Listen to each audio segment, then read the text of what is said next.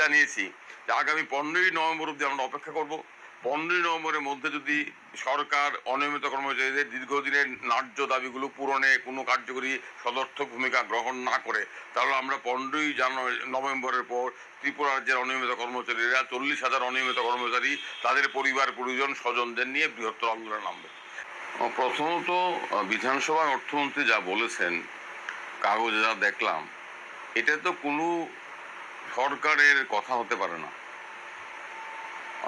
প্রথমত অনিয়মিত কর্মচারীদের দীর্ঘদিন ধরে অনিয়মিত রেখে দেওয়া, তাদেরকে নিয়মিতকরণ না করা, তাদের নিয়মিতকরণের জন্য কোনো প্রকল্প চালু না রাখা, দিনের পর দিন শূন্য পদ খালি রেখে শূন্য পদে অনিয়মিত কর্মচারীদের কাজ করানো, এটা তো সংবিধানের বিরোধী, সংবিধানের ভাবধারার বিরোধী, সংবিধানের সরাসরি বিরোধিতা করা, লঙ্ঘন করা। দ্বিতীয়ত, আমাদের সুপ্রিম কোর্ট বিভিন্ন মামলায় বলেছে অনিয়মিত কর্মচারীদের ক্ষেত্রে যারা নিযুক্ত হয়ে গেছেন, যারা 10 বছর অধিক কাজ করছেন, তাদের শেষ জনকে অবধি নিয়মিত করার জন্য সরকারকে প্রকল্প তৈরি করতে হবে এবং সেই প্রকল্প মোতাবেক সবাইকে নিয়মিত করতে হবে। এটা কিন্তু সুপ্রিম কোর্টের নির্দেশ।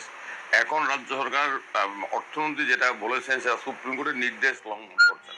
কারণ সুপ্রিম কোর্ট যদিও অনিয়মিত কর্মচারী কিংবা ব্যাকডোর অ্যাপয়েন্টমেন্ট নিয়ে আপত্তি কথা বলেছেন, কিন্তু এটাও বলেছেন যারা অনিয়মিতভাবে নিযুক্ত হয়ে গেছেন, 10 বছর অধিক কাজ করছেন, তাদেরকে এইভাবে অনিশ্চয়তার মধ্যে রাখা যাবে না, তাদেরকে নিয়মিতকরণ করতে হবে এবং তাদেরকে নিয়মিতকরণের জন্য সরকারকে স্কিম তৈরি করতে হবে, স্কিম মোতাবেক শেষ মানুষটি অবধি নিয়মিতকরণ করতে হবে। তো সুপ্রিম কোর্টের নির্দেশ তারা মানছেন না। আর দ্বিতীয়ত, আপনি যেটা বললেন ভীষণ ডকুমেন্টে তো স্পষ্ট করে বলা হয়েছিল যে অনিয়মিত কর্মচারীদের নিয়মিতকরণ করা হবে। আপনাদের নিশ্চয়ই মনে আছে 2017 সনে 18 নির্বাচনের পূর্বে বিজেপি দলের তরফ থেকে যারা বিজেপি দলের মুখ্যমন্ত্রী হলেন তারা অন্যান্য নেতারা যারা দিল্লি থেকে আগরতলা আসতেন তখন নিয়মিত, তারা তো বারবার বলেছেন অনিয়মিত কর্মচারীদের বিভিন্ন অংশ তখন প্যারাডাইস শ্রমিক আন্দোলন করত।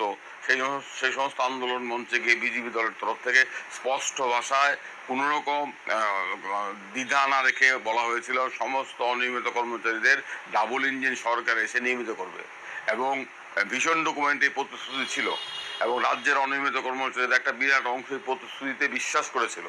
কিন্তু এই সরকার এই প্রতিশ্রুতি ভঙ্গ করেছে, অনিয়মিত কর্মচারীদের প্রতি বিশ্বাসঘাতকতা করেছে, তাদের প্রতি বঞ্চনা করেছে এবং যেটা সবচেয়ে বড় অপরাধ করেছে এই সরকার, সেটা হলো 31শে জুলাই 2018 বামফ্রন্ট আমলে অনিয়মিতদের নিয়মিত করার জন্য স্কিম চালু ছিল।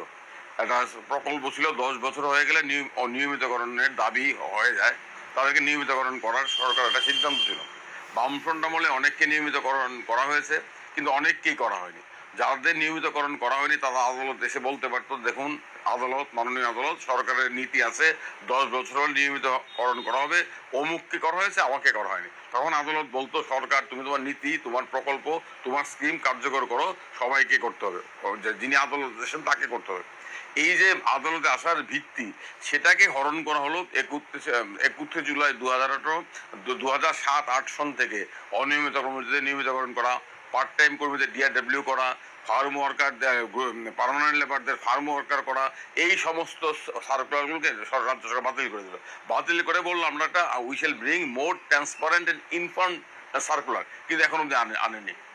এবং এই দীর্ঘদিন ধরে, কয়েক দশক ধরে রাজ্যের বিভিন্ন দপ্তরে অনিয়মিত কর্মচারীরা কাজ করছে, শূন্যপদগুলো পূরণ করা হচ্ছে না, শূন্যপদের চাহিদা মেটানো হচ্ছে অনিয়মিত কর্মচারীদের দিয়ে এবং তাদের প্রতি বঞ্চনা করা হচ্ছে, তারা খালি হাতে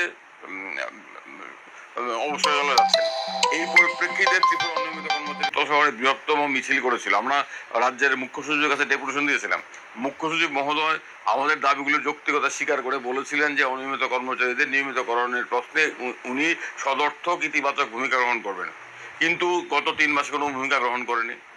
ইতিমধ্যে রাজ্য বিধানসভায় বিরোধী দলের সদস্যরা যখন এই বিষয়টা নিয়ে মুখ খুলেন, প্রশ্ন তুলেন, সরকারের কাছে স্পষ্টীকরণ, ব্যাখ্যা, সরকারের সিদ্ধান্ত জানতে যান, তখন অর্থমন্ত্রীর বক্তব্য আমরা দেখেছি এটা অত্যন্ত আপত্তিজনক, এটা নিন্দনীয়, এটা বিশ্বাসঘাতকতা, অনিয়মিত কর্মচারীদের প্রতি জঘন্য নিষ্ঠুরতা, তাদেরকে নিয়ে পরিহাস করা, এটা অনিয়মিত কর্মচারীরা কোনোভাবেই মানবেন না।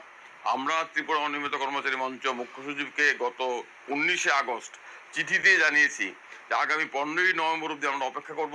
15 নভেম্বরের মধ্যে যদি সরকার অনিয়মিত কর্মচারীদের দীর্ঘদিনের ন্যায্য দাবিগুলো পূরণে কোনো কার্যকরী সদর্থক ভূমিকা গ্রহণ না করে, তাহলে আমরা 15 নভেম্বরের পর ত্রিপুরা রাজ্যের অনিয়মিত কর্মচারীরা 40,000 অনিয়মিত কর্মচারী তাদের পরিবার পরিজন স্বজনদের নিয়ে বৃহত্তর আন্দোলনে নামবে।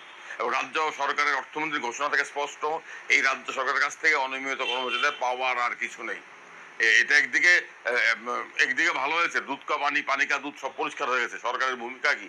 সরকার অনিয়মিত কর্মচারীদের নিজে বিন্দু মতো ভাবনা চিন্তা করছে না, এটা অর্থমন্ত্রীর আলোচনায় স্পষ্ট হয়ে গেছে।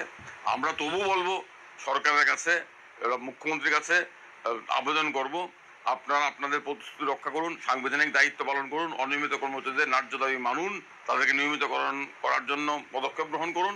যদি না করেন, আমাদের আন্দোলন ছাড়া রাস্তা নেই। আমরা জানি আন্দোলন করলে, ঠেলার নাম বাবাজি, আন্দোলন করলে এই সরকার বাধ্য হবেন অনিয়মিত কর্মচারীদের ন্যায্য দাবি মানতে।